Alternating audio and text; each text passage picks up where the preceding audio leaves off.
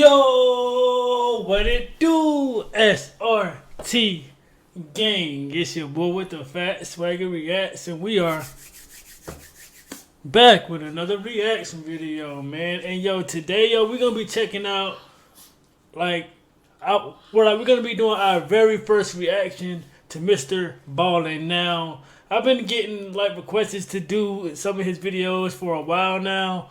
Like even when I was doing my scary reactions, brother, I've always see him, someone mention him in the comment section. I'm guessing he tells a lot of cool stories, I'm guessing, you know what I'm saying? I've seen other reactors reacted to him, but I'm not even, or whatever, but seeing by the titles, he tells a lot of great stories. So we're gonna be checking them out today, man. This is the video that I chose from. This is his most viewed one, and 7.5 million views. So shouts out to him for that in a couple months too, or whatever. So we're gonna go ahead and check this out, man. Today we're gonna be checking out this man terrified. The FBI. So like, share, comment, subscribe. If you like Mr.Ballen's tell us stories and stuff like that, you want to walk me through this journey, hit that subscribe button, man, because I'm trying to get to 50K before the 4th of July. So it'd be greatly appreciated if you hit that subscribe button. Let me know what to react to next, man. Let's try to get this video, the first video here, to 200 likes, man. So without further ado, man, let's go ahead and get into this thing, man. Let's get into it. Graphic and distressing There are a few graphic and distressing details that are revealed at the end of this story. Viewer discretion is advised. But before we get into today's story, if you're a fan of the strange, dark, and mysterious delivered in story format, then you've come to the right place, because that's all we do, and we upload 3 or 4 times every week. So if that's okay, so he's really good with the content, you know what I'm saying? So but y'all know how how I give it up. I give you guys a video a day. Know what I'm saying, of Mr.Ballen, if you guys get into the like goal, which is 200, man. I definitely do it, man, because I just want to see how the video goes, as far as the views and all that stuff. So let's continue. Come to the right place, because that's all we do, and we upload 3 or 4 times every week. So if that's of interest to you, please replace the like button's eye drops with Egyptian fox urine. Also, please subscribe to our channel and turn on all notifications so you don't miss any of our weekly uploads. Yes, all right, let's get into today's story.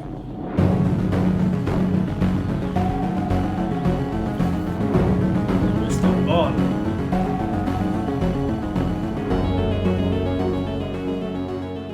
On the morning of February 2nd, 2012, a young man pulled off a 4-lane highway in Anchorage, Alaska, into a large, snowy parking lot. He passed by dozens of parked cars until he arrived in front of this small shack that was brightly teal-colored. It was a popular coffee shop called the Common Grounds, and this young man worked as a barista there. After he parked his car, he walked up to the white door employee entrance to this little building, and he got his key out and he went to unlock the door, but when he turned the key, he saw the door was already unlocked. He knew the girl who had worked the previous night and would have been responsible for locking the shop up. She was 18-year-old Samantha Koenig, and although she had only been on the job for about a month, she seemed very responsible and had never had any issues closing up before. The young man shrugged it off, though. He figured people make mistakes, and he went inside. Right away, he noticed that a couple of things just seemed out of place. It was like Samantha must have just left in the middle of her shift without even attempting to clean up. There were napkins on the ground, there were towels out, there were cups still out. And so as this young man is walking over to the cash register to unlock it, he's running through scenarios in his head about how Samantha could have been so sloppy. And then he reached down with his register key, and just like the door, the cash register was already unlocked. When he pulled the tray out, all the money was gone. And that's when he knew they had been robbed. And so he called his boss. The night before, Samantha had asked her boyfriend, Dwayne, to pick her up after her shift at the Common Grounds. Dwayne arrived in front of the kiosk at about 8:30 p.m., which was 30 minutes after her shift should have been over. Dwayne had gotten held up at his job, which is why he was late. And so when he gets there, Dwayne looks around the parking lot, and he doesn't see Samantha anywhere. He sees the coffee shop itself is totally dark and looks like it's been closed up for the night. And so Dwayne gets out of his truck into the freezing cold night air, and he walked up to the the window of this coffee shop and he pressed his face up to the glass to look inside, but there was nobody in there. Dwayne automatically went back to the fight he had gotten into with Samantha earlier in the night via text message. She had accused him of cheating on her. He had been kind of nonchalant, like he didn't care about it, and what ensued was a really ugly fight. And so as Dwayne is walking back to his truck, he's thinking to himself, maybe Samantha just didn't want to see him because of the fight, and so at the end of her shift, she got a ride home from her father or maybe from a friend, and that's why she's not here. And so Dwayne gets back inside of his truck and he sends a text message to Samantha asking if she's okay, if she's gotten home, but after several minutes of no response from her, Dwayne, even though they were fighting, he still cares an awful lot about his girlfriend. Right. He decides, I gotta go by her house and make sure she's there and that she's okay. And so a couple... Yeah, man, like, and I feel like that for every, like, relationship. I mean, obviously, every, like, relationship is gonna have its fights. It's gonna happen. You know what I'm saying? But at the end of the day, if anything goes wrong or anything happened to you, like, we want to be able to get in contact with you at all times. It doesn't matter, like, how much we're fighting or whatever. You know what I mean? So... yeah. His girlfriend, he decides, I gotta go by her house and make sure she's there and that she's okay. And so a couple minutes later, he gets to her house, he goes up to the door, and her single father, James, answers the door. Dwayne explains that he didn't see Samantha after her shift and just wanted to make sure she was here, but James says, she's not here. I have no idea where she is. I haven't spoken to her. And so the two men go into James's kitchen, they sit down, and they start texting and calling Samantha to try to figure out where she is. And after a couple of minutes, Dwayne's phone lights up, and it's a text message from Samantha. And the message clearly indicates that she's still very upset with Dwayne, but she's saying that she needs some time to think, and that she's going to be with some friends for a couple of days, and would he, Dwayne, let her father know where she was. And so Dwayne shows James the text message, and Samantha's father looks at it, and he's thinking to himself, you know, this is very uncharacteristic of Samantha. He had raised Samantha since she was 2 years old, and they were very close. They shared everything with each other. It didn't make any sense that she wouldn't contact him directly to say that she was going to be out with friends for a couple of days. And it didn't make sense that she would ignore all of his phone calls and text messages when clearly he was worried about her. The two men stayed up super late, calling and texting, hoping to get more information from Samantha, but she never responded, she never texted back. And so the following morning, when neither man had gotten any more messages from Samantha, James went to the Anchorage Police Department and filed a missing person report for his only daughter. After receiving this missing person report, an officer with the Anchorage Police Department called the owner of the Common Grounds coffee shop to ask about Samantha. And the owner actually said they just got a call from their barista that was working at the kiosk that morning, and they had informed them that apparently there had been a robbery and no one can get in touch with Samantha. No one knows where she is. The owner told the police officer that as soon as she got her hands on the security footage from the night before, she would send it over to the police department. While the police waited for this footage, some officers began calling Samantha's friends and other family members to see if they knew where she was, but no one had heard from her and no one knew where she was. No one had any information. Some other police officers headed over to the Common Grounds coffee kiosk to get a look at it for themselves. And when they got there was no sign of a struggle outside or inside the kiosk, and inside, underneath the counter, was a panic button that had not been pressed. And so even though Samantha's father thought there was something odd about her final text message, the police began operating under the theory that Samantha had robbed the kiosk and then left of her own accord. But what confounded police was how Samantha actually physically got away from the coffee shop. She didn't have a car that night, and she couldn't have just walked away because the weather was way too miserable and cold outside, and Anchorage is just not really a walkable city. And so if Samantha was telling the truth, that she was just taking a couple of days to be by herself with some friends at their place, then why didn't any of her friends know where she was? This question was answered. Yeah, so is it like it's getting like real crazy right now, bro? Like, what is really going on right now?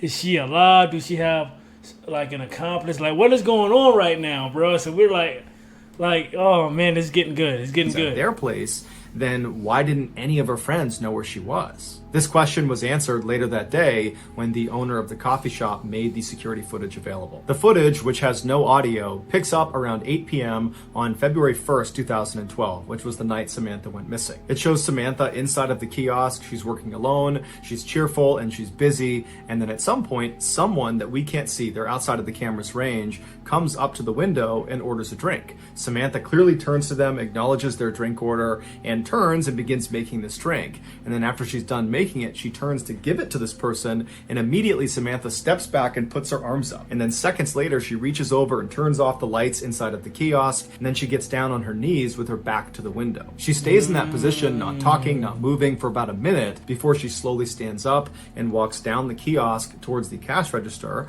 She opens it up, she scoops some money out of it, and then she walks back to the window and appears to hand it to a shadowy figure on the other side of the window, and then Samantha turns, kneels again with her back to the window. 2 more minutes go by before this person outside the window leans their entire upper body inside of the coffee shop. They reach down and they appear to tie Samantha's hands. Now, because it was dark inside of the kiosk, the footage winds up being extremely grainy, and there's no way to identify who this figure is. So it's a robbery.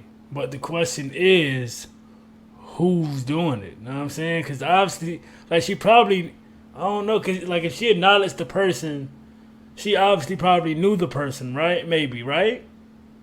Winds up being extremely grainy, and there's no way to identify who this figure is. Although it's fairly obvious that it's a male. He's wearing a big sweatshirt and he's got a hat pulled down low over his face. After this mystery man is done tying Samantha's hands, he leaps through the window and then shuts the window behind him. And then he stands Samantha up, he puts a gun into her back, and then he marches her out the employee door and then out across the lot, all the way to a white pickup truck where he puts her inside and they drive off. Over the next couple of days, the police and also the FBI, who had been called in to be a part of this investigation, they just kept hitting dead end after dead end because there was no evidence. All they had was this surveillance footage that was too grainy to tell who this guy was that took Samantha. Meanwhile, Samantha's father, James, had rallied the support of nearly all 300,000 people that lived in Anchorage to go out and look for his daughter. His efforts were so profound, it had attracted major news outlets across the country, and suddenly his daughter's story had grabbed national headlines everywhere. This led to strangers donating thousands of dollars to fund a reward for anybody that had information about Samantha's whereabouts. But despite this reward growing in size every single day,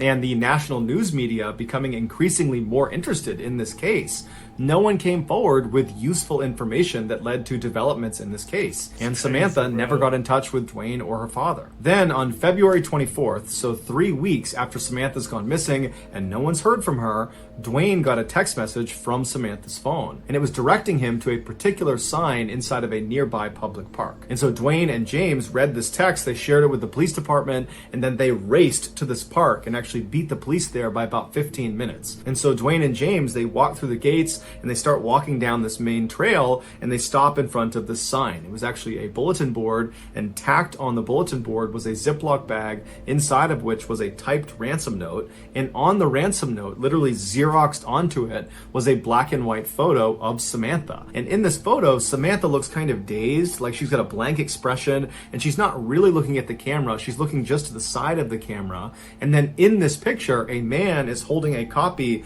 of the Anchorage Daily News newspaper that's dated February 13th, 2012. This was a proof of life photo where Samantha's captor was holding up that newspaper to indicate that Samantha was alive as of February 13th. And so to everybody involved in this case, including Samantha's father, even though this is still not a good situation at all, it was kind of a relief to know that at least as of last week, Samantha was alive. As for the demands of this ransom note, James was told to deposit $30,000 into his daughter's account immediately, and if he did that, she would be released 6 months later, as advised by the FBI. 6 months later? After you send the 30,000? Bro, wow, bro. This is getting juicy. Oh, man, this is getting good. This is getting good. Of this ransom note, James was told to deposit $30,000 into his daughter's account immediately, and if he did that, she would be released 6 months later. As advised by the FBI, James deposited a portion of the ransom money into his daughter's account, and then the FBI just waited and watched, because they knew if anyone tried to withdraw money from that account, they could track where the card was. A few days later, 3 separate withdrawals were made within Anchorage, but each time the FBI got a notification about one of these withdrawals, they would rushed to the scene, and whoever it was that had tried to make this withdrawal was long gone. When they pulled the security footage from these 3 different ATMs, the person that was making these withdrawals was a man wearing a ski mask and big sunglasses, so they had no way to identify him. After these withdrawals, the account went silent for over a week, and in that time, there was no word from Samantha. Then on March 7th, more withdrawals were made, but they were in Arizona, and then New Mexico, and then in Texas. Again, authorities would rush to these ATMs, but they would get there right after the masked man with sunglasses had just left. But there was a break this time. In one of these surveillance videos from one of the Texas ATMs,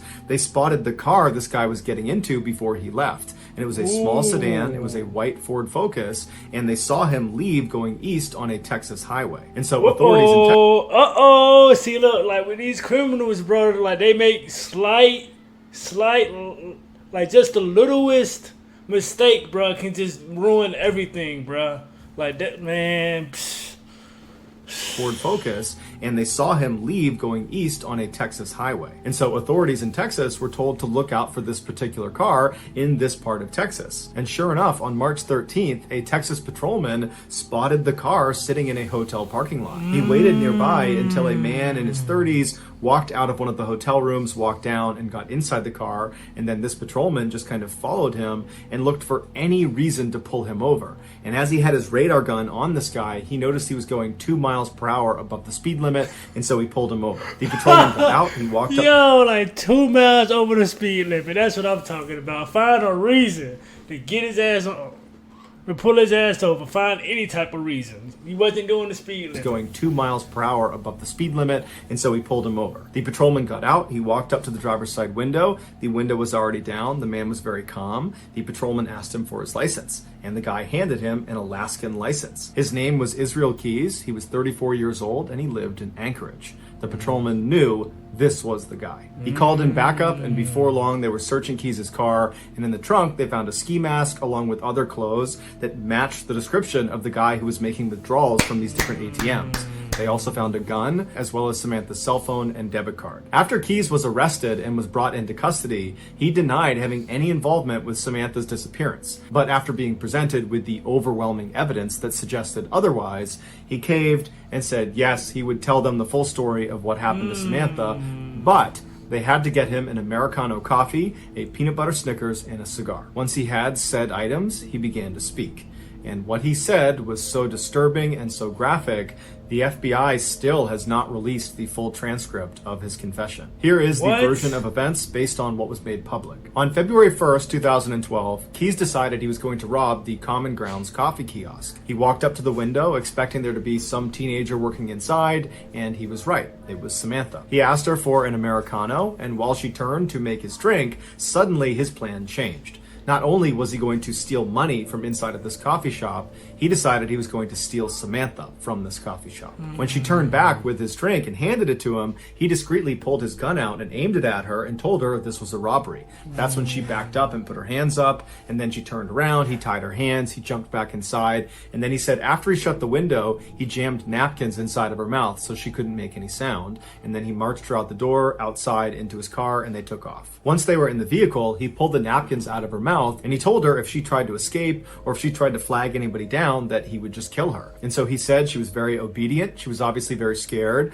but she was trying to do her best to stay composed. At some point, Keys reached over and took her phone and sent that text message to her boyfriend informing him that she was going to be spending a couple of days with friends and that he should tell her father. And then Keys told Samantha he was going to be holding her hostage and trying to extract some ransom money. Samantha told Keys that her family was very poor and that he wouldn't get much money out of them. To which Keys said, "Don't worry about it. I know they'll raise money and they'll come up with it somehow." Then they drove around Anchorage for several hours, periodically stopping so Samantha could get out and relieve herself, other times so Keys could smoke a cigar. Then around midnight, Keys made his way back to his house and he pulled into the driveway and he turned to Samantha and he had her go in the back seat and lie down. Then he put some tarps over her and he told her if she tried to escape, he would kill her. And then Keys got out and he walked inside of his house where his 10-year-old daughter and his girlfriend were fast asleep. And in just a few hours, Keys and his daughter were scheduled to go to New Orleans for a 2-week-long luxury cruise. Keys left his house and went back to his car. He put a blindfold on Samantha and then led her down the driveway to his shed. Once inside, he sat her down on an upturned bucket in the back of the shed, and then he put a rope around her neck and he anchored each end of the rope to the wall so she was pinned to the wall. Then Keys turned his radio all the way up to make sure it masked any noise she might make, even though he reminded her repeatedly that if she made any noise, he would just kill her, and by and large, she was very obedient. And then he gave her a couple of cigarettes to smoke and told her it was going to be just fine, to just chill out, that he was going to get the ransom money from their family, and then as soon as that was done, he would let her go. He turned on some space heaters to keep the space warm, and then he left and locked the door. He walked back into his house and double-checked that his daughter and his girlfriend were still asleep. They were. Afterwards, he started drinking some wine and relaxing, and then after a little while, he got a cup of water and he went back out to the shed. He went inside and he gave the water to Samantha, and he said Samantha was very composed. She was obviously frightened, but she asked him, "Did you speak to my father? Did you figure out the ransom situation?" And Keys told her that, "Yes, I talked to your father. Everything's working out fine. He's going to raise the money. We're going to get you out of here. Everything's going exactly to plan." After that, he walked up to Samantha and he unscrewed the 2 anchors that were holding that rope up against her throat, and then he cut the zip ties on her wrist, allowing her to relax and sit forward and just kind of be at ease for a second. And it was very obvious that Samantha was relieved. Her nightmare was about to be over. But then seconds later, Keys grabbed her really aggressively and tied her up all over again, this time much more thoroughly and much more tightly. It had been a cruel trick. When he cut her handcuffs and undid her necktie, he just wanted to see what she would do if she thought she was being let go. When in reality, he was never going to let her go. There was no ransom. He had not spoken to her father. It was all a big lie. Keys told investigators that as he was tying her up for that second time, he looked at her face, and she had this look of total resignation.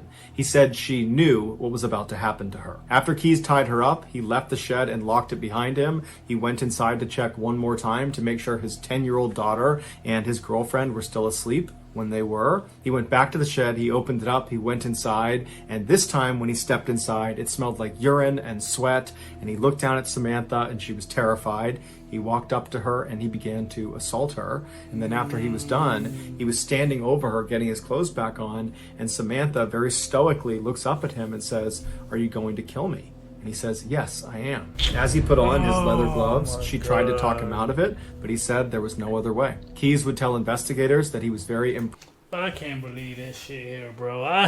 Oh my God, bro. Like, how can people be so, oh my God, bro. Like, why?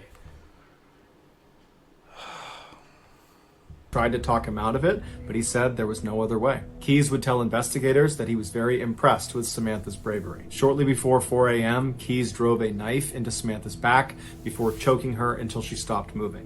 He told investigators that she never made a sound. After she was dead, Keys left the shed and locked it behind him. He went into his house, he took a shower. Afterwards, he woke up his daughter and told her to start getting ready because they were leaving soon for the airport. While his daughter was getting ready, Keys went back out to the shed. He went inside, he rolled Samantha's body up in a tarp and pushed her towards the back. He unplugged the space heaters, turned off the lights, turned off the music, and then double locked the shed and went back inside the house to make his daughter breakfast. At 5 a.m., right after you get done killing somebody, you gonna go and make your daughter breakfast like you just...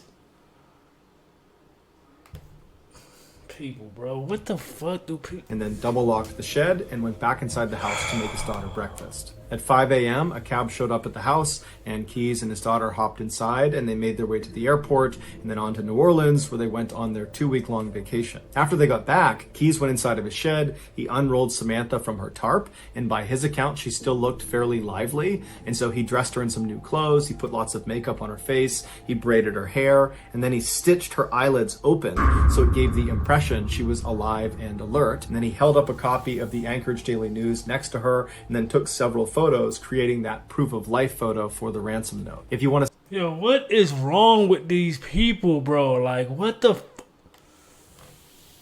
Yo, Mr.Ballen, bro, I need... Yeah, we definitely about to do more videos, bro. This is crazy, bro. to her and then took several photos, creating that proof of life photo for the ransom note. If you want to see this photo, you can Google it, but that's up to you. After he took these pictures, he chopped her body up into pieces and then disposed of her in a nearby frozen lake. It would turn out Samantha was not Israel Keys' first victim. He was in fact a serial killer who specifically preyed on completely random people because he enjoyed watching them die. Over the years, he had hid what he called kill kits all over the United States, which were these caches filled with weapons and other tools designed to capture and kill people. This way, no matter where he was in the country, when he had an urge to go kill someone, he would just go to his nearest kill kit, dig it up, and then go target a random stranger. And he didn't care if you were young, old, big, small, male, female, alone, or in a group. Everyone was a target of opportunity. Keys told investigators that as soon as he saw Samantha inside of that coffee kiosk, instantly he knew he was going to kill her. Everything about the ransom, the robbery, all of it was just a lie to keep her in line, to give her some hope that she might get out of this alive. Wow, when in bro. reality, the second she walked outside of the doors of that kiosk, she was dead. Keys admitted to killing Samantha as well as an older couple up in Vermont, but he would take his own life in a jail cell in December of 2012. And bro, why they always take the coward way out by taking their own life? I cannot stand that, bro. Like y'all don't understand, bro. Like, oh my gosh, bro. Like, oh my god, that pisses me off, bro. In Vermont, but he would take his own life in a jail cell in December of 2012 before he named any of his other victims. And so to this day, we have no idea how many people he killed. The best guess is 11 based on a drawing he made in his jail cell, but that's just a guess. So that's going to do it, guys. If you found the secret in today's video, let us know in the comments what it is and where you found it. So give us the timestamp. And if you're the first to do that, we will pin you at the top of the comments section. Yo, man, shouts out to Mr.Ballen, brother. Like, that was my first reaction, bro, to this man. And I must say, I'm like, bro, like that was a good ass story, bro. I definitely got to come back and do another reaction. Like, let me know what you guys thought about this reaction, man. About liking or disliking the video. If you guys want me to continue, like, with this series, let me know down in the comment section. Also, let's get this video to 200 likes, bro. Bro, this is crazy, bro. Like, and then he gonna take the coward way out by taking his own life. Coward, bro. Like, let me know what you guys thought about this reaction, gang. And also let me know what else to react to next from the Mr.Ballen. Like, send me a video or just let me know down in the comment section. And whatever has the most likes, it'll definitely be the next one I react to, gang. And SRT gang, I am out this thing, man. Let's get it.